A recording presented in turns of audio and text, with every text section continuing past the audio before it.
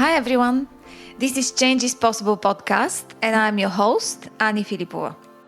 Today's episode is going to be a little different. Why is that? It is because I started this podcast in February 2022. At that time we had only audio episodes, we had a small but very dedicated following, and we had a very humble number of subscribers. But fast forward to today, we are in 50 countries and we have topped the podcast charts in Bulgaria, Singapore and Hong Kong in the career section. Also, every guest that comes to my podcast get asked one common question. And the question is, what are your 3 tips for success of any career change? This question is actually the grand finale of the episode. And today, I decided to handpick some of these tips and create an episode only sharing them with you. Let's dive in. So let's start from the very beginning. The first episode in February 2022 was with Simon Ree. Simon had a 25 years career in trading in investment banking and private banking with Citibank and before that with Goldman Sachs.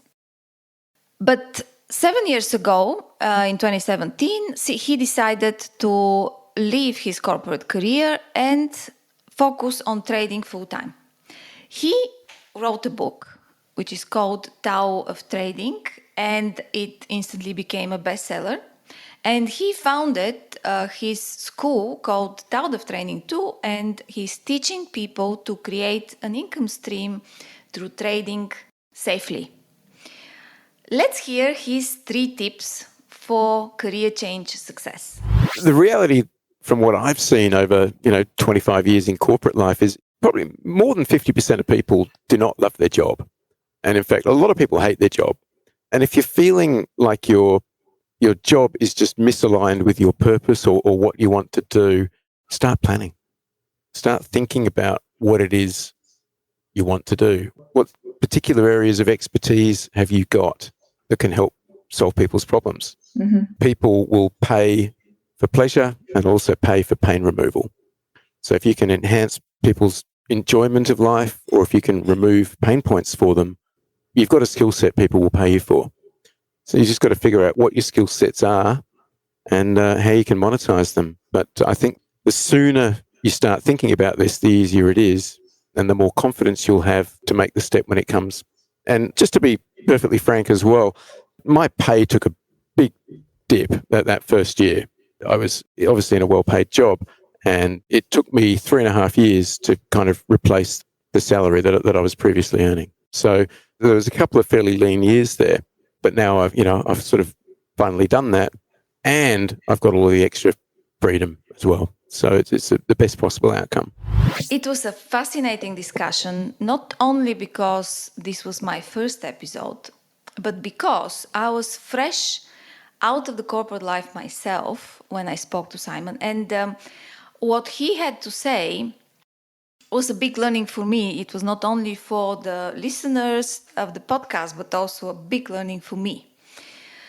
And that's why I've chosen a little segment to share with you, which is Simon's analysis of pluses and minuses of entrepreneurship versus corporate life. Listen in. Well, I'll start with the minuses, get them out of the way. I mean, we touched on the loss of structure. So you've really got to be self-motivated. For me, it was, I guess, a bit of loneliness, that loss of your inbuilt social circle that you have working in a corporate. You go to an office and you're just around a bunch of people every day, and some of them you really like and a few of them you might not. But the fact is you're around people, and when you go out by yourself, it can be pretty isolating. Mm-hmm.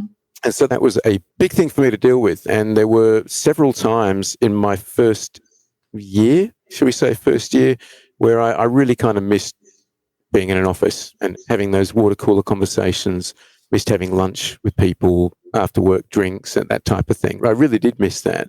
And what I found was that there was just a lot more effort required on me to maintain social links.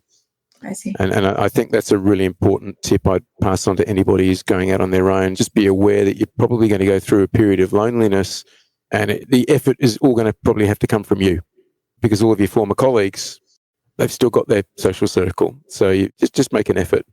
So that was probably the main negative. I mean, the big positive, of course, is just being master of your own destiny and the freedom that comes from that. You know, the idea of having to ask another adult's permission to have a holiday or take time off work just seems kind of crazy to me now. My wife and I, we both work from home, and we've just got such a great lifestyle now. Like I said, we've got a 16-month baby, and, you know, we can take him out and take him to the baby gym and spend a lot more time with him than we ever could have if we were at corporate jobs. And if I want to take a trip, if I want to go on holiday, it's all on me. Yeah, so the freedom is, I think, the real benefit. Wow. And just more than that, being able to align what you do with your mission and not the mission of some faceless shareholders. Yeah. They're never going to say thank you to you. Just that, alignment of interests. Let's move to our next guest, Lubomila Jordanova. Lubomila is a fellow Bulgarian, and I cannot be more proud with everything she achieved at the global scene. She is a prominent climate activist and a leader in the climate industry today. She founded her company, Plan A, which provides an AI-driven tool for carbon accounting, decarbonization, ESG, and reporting. She has an accolade of recognitions. So she was an official speaker of COP26 and served as an Obama Foundation Europe leader in 2022. She has been recognized as a Marshall Fund Fellow in 2021, Top 50 Women in Tech in Germany in 2021, 30 Under 30 by Forbes. She was also selected as one of the 35 MIT Technology Review Innovators Under 35 for 2022 worldwide. Her career started in finance, and she was thinking to build a finance expertise. But that suddenly changed when she went to Morocco for a surfing holiday. And this is how she ended up on a beach polluted with plastic. And instead of surfing, she was cleaning beaches in Tunisia. And this is when she decided that she is going to be in the climate industry, and that's the most important for her. So to select from her episode was very, very difficult because we had an incredibly interesting conversation. But what I selected was a segment where she's explaining how can people join the climate industry. Listen in. First of all, what's most important to anyone that wants to join this industry is that there is a lot of need. So please join. And it really doesn't matter what kind of skills you can bring to the table, because actually there's a lot of lack of supply at the moment due to the fact that there's been a lot of funding that went into the industry. There's been a lot of interest on the corporate side. So it doesn't matter if you want to become an entrepreneur, if you want to join a corporate, or if you want to join a large institution, there's a need for climate experts and climate excited people. What you need, though, is still a bit of knowledge.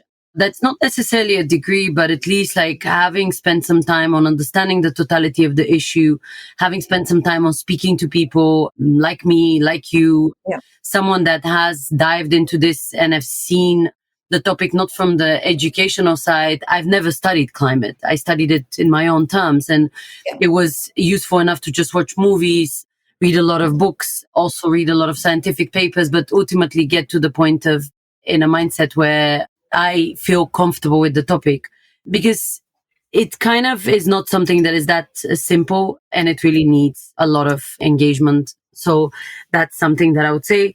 And the final bit is to have like this learner's mindset. I would say if you would have spent some time on getting excited about the topic, if you would have spent some time then on educating yourself about it, then the final bit is really understanding that you're never going to stop learning. I keep on educating myself up until today on daily basis about what are the latest research papers showing, what are the latest issues, and essentially spending time on making sure that I'm always on top of what's the news, because the truth is that this is an ever evolving issue, and sadly it is evolving faster than we expect. So it means you need to be on top of this to be the most useful self in this industry.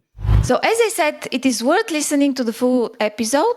This is Lubomila Jordanova, episode 6. Let me introduce you to another great lady. Her name is Rana Nawas. Rana is a 22-year corporate veteran who built her career around problem solving, growth, and building relationships. She finished Oxford University with engineering degree, and she worked for McKinsey in London, for the government of Dubai, GE in strategy and sales roles. Then she left her corporate career to found her hugely successful podcast, When Women Win, and she became keynote speaker and board chair. Recently, she actually had another pivot in her career, and she joined the Oliver Wyman practice in Dubai in the area of transportation. It was another fascinating discussion. And before I share with you the 3 tips that Rana had for successful career change, I want to share another segment which really stuck with me. Have a listen. No, but I think there's a general misconception that all decisions are final. You know, there's very few dead ends in life. This is something I learned on my podcast. There's very few dead ends, you know, and what we want changes over time, and that's okay. It's okay. You know, you do something because you want to get X, Y, Z out of it. And then you get there and, you know, something changes in your life. You know, a parent gets sick. You get sick. Unfortunately, I've had all these things, right? A parent gets sick, you get sick, your husband gets a promotion. These are literally things that happen in my life. You have to recalibrate and figure out, you know, what you want to do next. Or just, it doesn't even have to be something that's like a disaster like that. It could just be, you know, you want something different. You're not feeling nourished anymore and you want something different. Or, you know, the pace has been too fast and you want something slower. It doesn't matter. What we want changes over time, and that's okay. There are no dead ends. It is true, isn't it? There is never a dead end in life. There is always some way out, something that you can change and you can have a different outcome. And now, let's listen to Rana's 3 top tips for success of a career change. We touched on a lot of it. I think, first of all, is make sure you're secure financially. I know a lot of people advise you to just go for it and just jump. And maybe that's okay for you. That would not be my advice. My advice would be, you know, make sure you have some form of security. Either you've got a good kitty or, you know, whatever it is that you have a fallback. So that would be number 1. Number 2, when making a change or a jump, I would say really put some thought into what it is that you want to do. And I've been through this process a couple of times in the last couple of years, you know, when we decided to leave Houston and come here, I really put a lot of thought into what job I wanted. And it's a tough one, but put that thought in, you know. It's not easy, and I know. And what you said earlier is so true. Talk to people. You know, when I first landed in Houston, I didn't know anyone. I mean, anyone. And I wanted to get a job. So I was out there meeting people, asking people to introduce me to people. I was driving up, down, across town to do coffees, talk to people. And that'll help you figure out what's available. So that would be my second piece of advice. And then my third one would be, I guess, related back to something we talked about, which is there are no dead ends, okay? You change your mind, that's fine. But make sure you demonstrate grit and commitment to the job. You know, give things a chance. Because, you know, we know that first impressions aren't always right. Sometimes even jobs are like people too. You know, you need to give it some time to get into it. So those would be my 3 tips. That was it from Rana, and if you want to listen to the full episode, please go to episode 15. Now let's go to our next guest. His name is Jay Shaw. He is a serial entrepreneur in the IT sector, but he had a very unusual start to his career. He was a commercial fisherman for 10 years. After that, he became English teacher in China. And only after that, he founded and sold several companies very successfully. At the moment, he is developing and running his current company Praxonomy, which offers automated board portals. So this makes the board work much easier and digitized. Let's hear Jay's 3 top tips for success for any career change. So you have to have something, an idea, a sense of a market, an unmet need somewhere. So you need to have your eyes open and be keenly aware of opportunities in the day-to-day context. So you just need to keep hungry and keep aware. So that would be the first thing. The second thing I think is you need to be willing to jump. And it doesn't have to be all or nothing. People do what's now called side hustle. Instead of diving headfirst into the cold winter water, Yeah. they take a small step. Maybe you put your feet in a tub. Yeah. But you have to be willing to do something. I think you can talk forever and it never becomes anything. You have to do something. So there needs to be a willingness to take action. So number one would be an awareness and a positive outlook for opportunity. Number two would be a willingness to take action. And then number three, I guess, would be something mentioned earlier, would be resilience, because whatever you decide to do, guaranteed it's not going to work, or it's not going to work the way you think it's going to work. So you need to be able to deal with the setbacks and pick yourself up and keep going, or slightly change course, whatever needs doing. So awareness, willingness, and resilience, I'd say are key attributes for entrepreneurialism. So this was from episode 18, Jay Shaw. And now another guest who I know personally, and she is a powerhouse, Sonia Wedrychowicz. We have so many similarities with Sonia. We both come from Eastern Europe. I'm Bulgarian, she is Polish. We both had a dream to travel, and that's what led us to choose banking. We both worked in Citibank, well, in different countries, but in the same bank. And we both left banking. She became a partner in McKinsey & Company practice in Dubai. Let's hear Sonia's top 3 advice for a successful career change. I might be a little controversial in my approach, but I'm going to tell you those directly coming from my experience. And the first one is, before you make a decision to move, understand your internal motives for the change before you make it. Is it your boss that you don't like, or you don't think you have enough developing opportunities on the job? Or maybe it's the culture of the company that bothers you.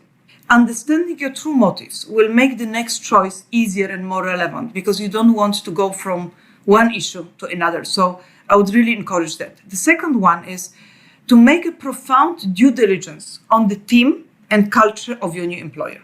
The HR interviews, I always say, are always a little bit like a great teaser of a movie. And the actual movie that follows might be very, very different. I made that mistake twice. And I did a really, really great due diligence on my last employer, and it was really worth it. Because at the end of the day, culture is something that you are not going to change on your own.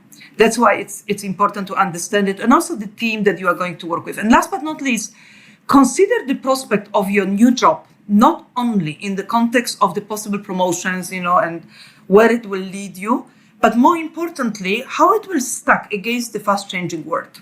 Will it still be relevant in a few years? Think about how is it positioned? Is it actually going to allow you to maybe get out of it in a few years, but also give you a jump for something else and better, that you can take learnings from what you have done and move forward? You heard it right. The interviews for a job are just like a trailer to a movie. So don't be surprised if the movie turns out a little different. So if you want to hear more from Sonia, just listen to episode 16. The next guest I want to talk about is Stella Kasdagli. Stella was editorial director of Cosmopolitan magazine in Greece, but then she left it to found Women on Top, which is a non-for-profit organization which helps professional development of women and works for gender equality in the public sphere. But apart from that, Stella is an author of several books, and she is a winner of the National Book Award for Nonfiction for Teens, and she loves working with teens. Here are Stella's 3 top pieces of advice for career change, and she herself did quite a number of career changes. Listen in.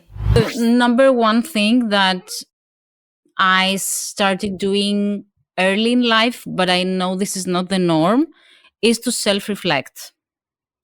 And I mean both self-reflect before you do something and know why you are doing something, why you are choosing one thing or the other.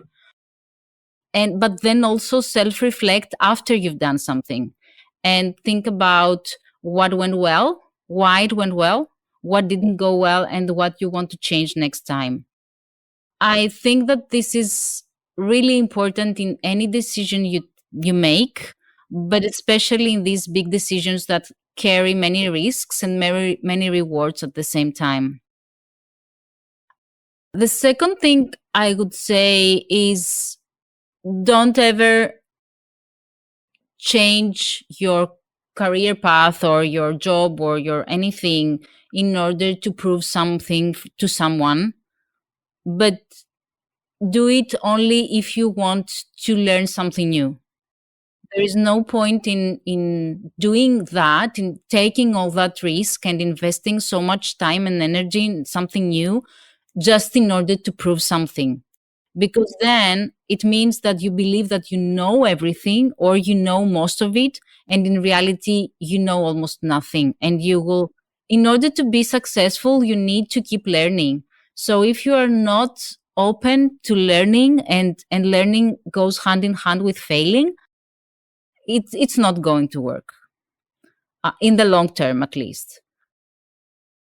And then the third thing that I believe many women get, and men get too long to understand, is that you can't build a network, you can't build a community based on your needs.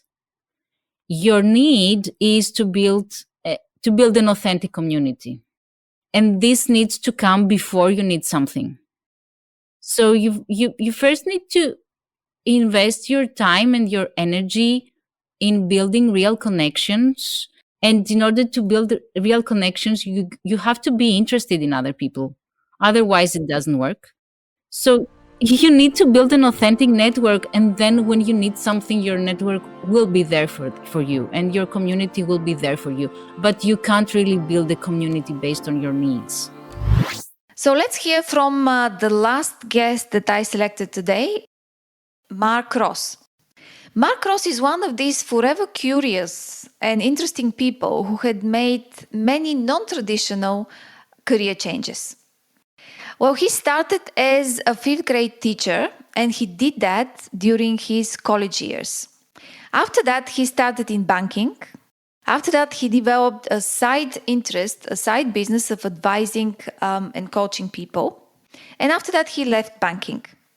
Today, he works in a startup. He continues to develop his business, and he wrote a book, Mark Ross Guide to Sales and Trading. When he issued this mini book, as he called it, it was an instant success. Let's hear the top 3 pieces of advice from Mark for success of your career change. My top advice for people looking to change careers would be, first of all, know exactly where you want to go. And this is true for anything you do in your career, even creating a resume. If you know exactly what your end goal is, it makes getting there so much easier. If I didn't know that I wanted to move to the sales and trading desk at Morgan Stanley, that move to State Street would have been foolish.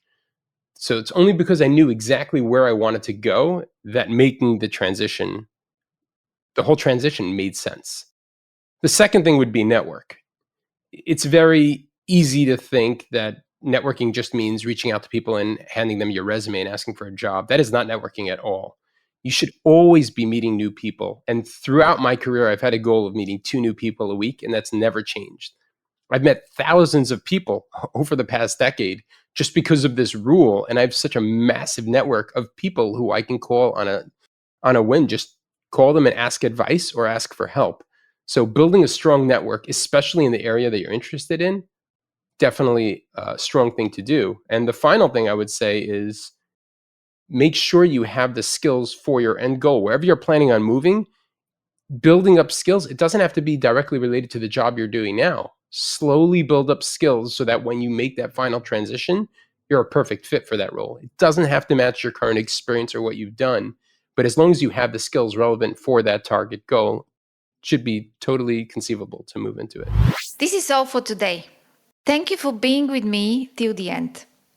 And before you go, I have a huge favor to ask. Would you please subscribe or leave a message and send us any comments and recommendations? The more we hear from you, the better this podcast will be. Thank you for now and see you in the next episode.